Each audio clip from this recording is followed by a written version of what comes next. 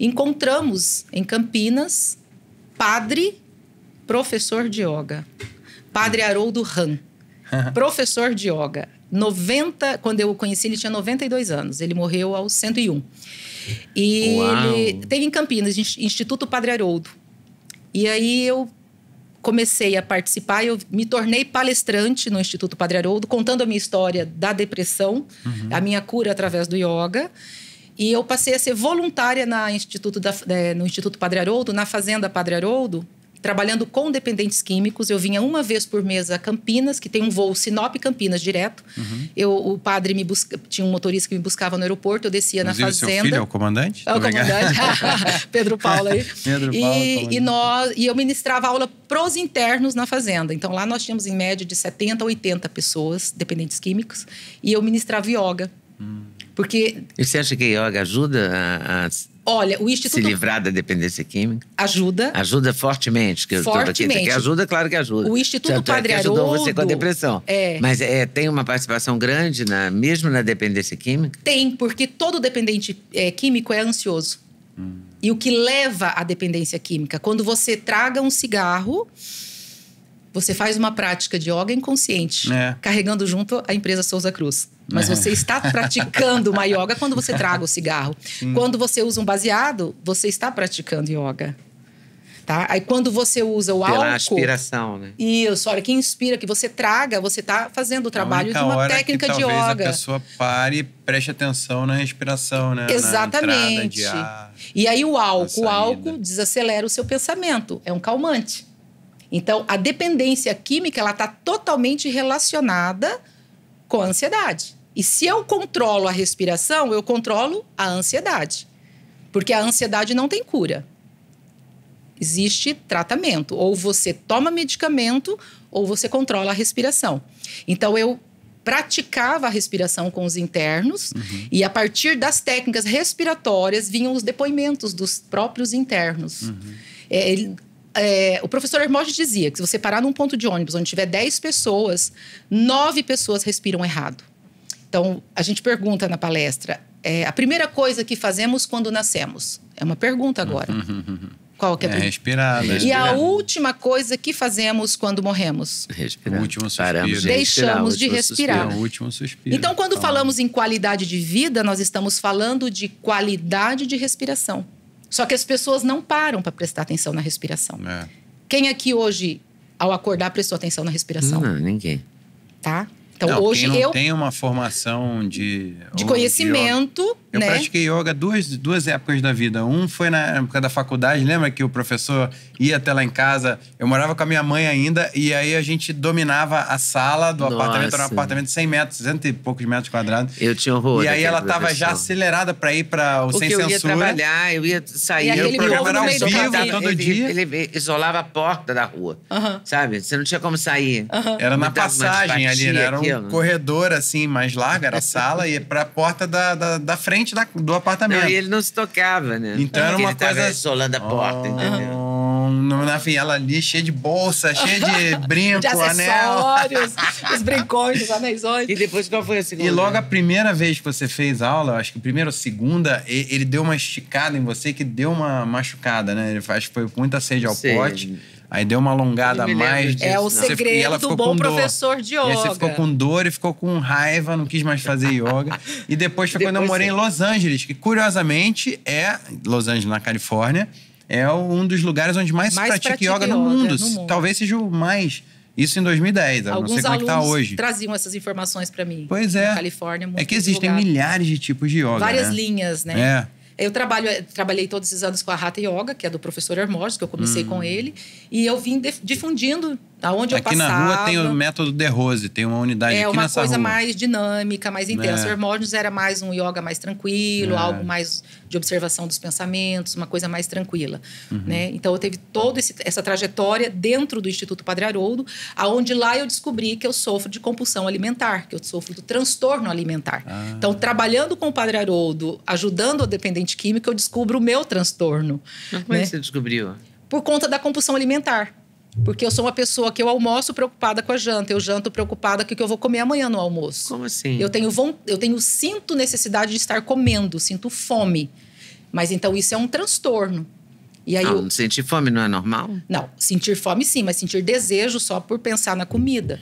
Então, é uma coisa de quantidade. Não é pouco que me saciava, era muito.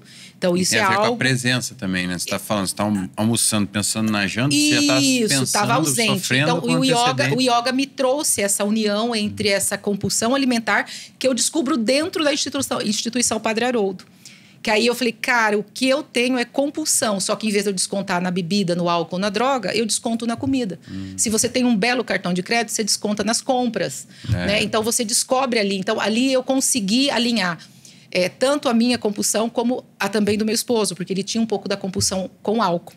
Então, nós pudemos fazer esse alinhamento do tratamento através da respiração com controle da ansiedade. Porque se é ansiosa, eu não vou deixar de ser. É um país de pessoas mais... É um país mais ansioso do mundo, o Brasil, né? Dizem que que a ansiedade é uma característica brasileira, E eu digo que a nossa região é pior ainda. Porque quem saiu... Eu sou do Paraná. Quem saiu do Paraná para ir para o Mato Grosso foi com a intenção de ficar rico. Nós não fomos sair do Paraná para ir para o Mato Grosso para passear. Uma missão objetiva ali. Fomos para ganhar dinheiro.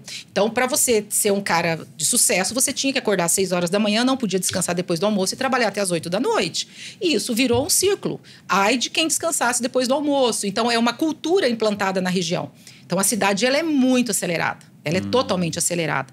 Então, eu tenho todas essas características do acelerado, eu tenho a mente acelerada e eu falo que o yoga, ele vem para me trazer esse equilíbrio, entendeu? Eu te ofereci um cafezinho quando você chegou, não, já sou acelerada demais, se eu não tomar quero café, eu na verdade eu não poderia nem tomar café, porque eu tenho energia que sobra.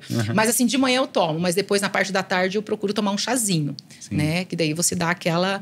E agora, recentemente, eu descubro que eu tenho lipedema, que era algo que foi quando eu descobri a Kátia Aranac. É porque é muito recente o lipedema. Sim, mas aí tem a ligação com o transtorno alimentar. Eu me lembro que eu fiz a primeira vez que eu fiz uma entrevista e falei disso, deve ter o quê? 3 anos? É recente, acho que foi 2003 não sei que foi eu nunca tratei medicina, desse assunto, né? por exemplo. Fiquei 21 anos no programa e nunca tratei desse assunto. E agora tá... Já tem muito recentemente em live. Tratei até mal, preciso até fazer uma coisa mais profunda.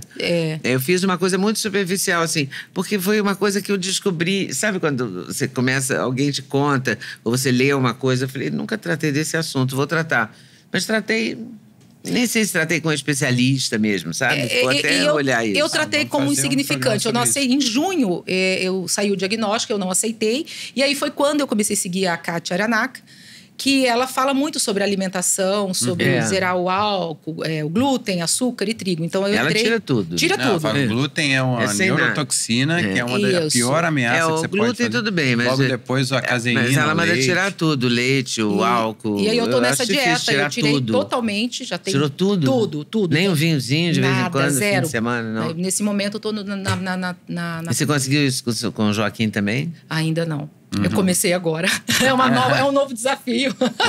Vamos devagar, senão porque eu espana. acho que também tirar tudo, não sou... Mas eu acredito que seja se temporário. Fosse pra escolher um dos três, exemplo, eu prefiro o álcool do que o glúten. Não, o glúten leite. é tranquilo de tirar, eu acho. Hoje em dia. Né? Que já tem várias opções de produtos no mercado. A própria né? Kátia, aqui a gente tem uma entrevista com ela no canal. Recente, e tem a receita da farinha...